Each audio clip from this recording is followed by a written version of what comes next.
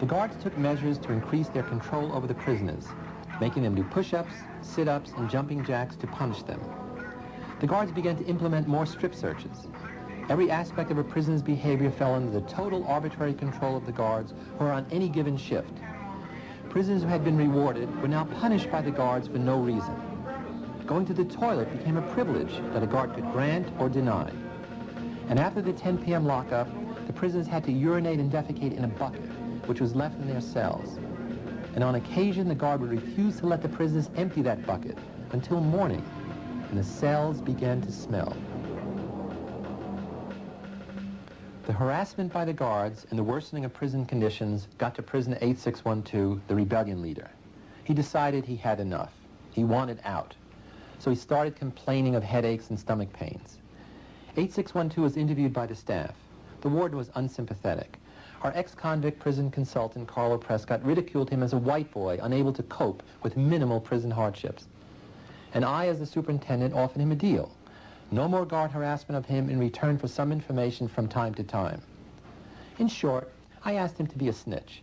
I told him, think it over and let me know your decision later that night. Confused, 8612 returned to the yard during the evening count and told the other prisoners that no one could get out. 8612, against the wall. Against the wall, 8612. Somebody help him. You got the key to the handcuffs first? Well, I just gave him this special officer. Like, if I gotta be in here, I'm not gonna put up with any of your shit. I mean, you know, really. I mean, I couldn't get out. All the time talking to doctors and lawyers. Help him against the wall. You can't get out of here. That's what I thought. That's what I thought. Obviously, this news, coming from one of their respected leaders, had a dramatic impact on the other prisoners. He said, you can't get out. And then you really felt like you were a prisoner. You know, you maybe was in part of this experiment and maybe you were getting paid for it, but damn it, you were a prisoner. You were really a prisoner there. Mm-hmm. I was told that I couldn't quit.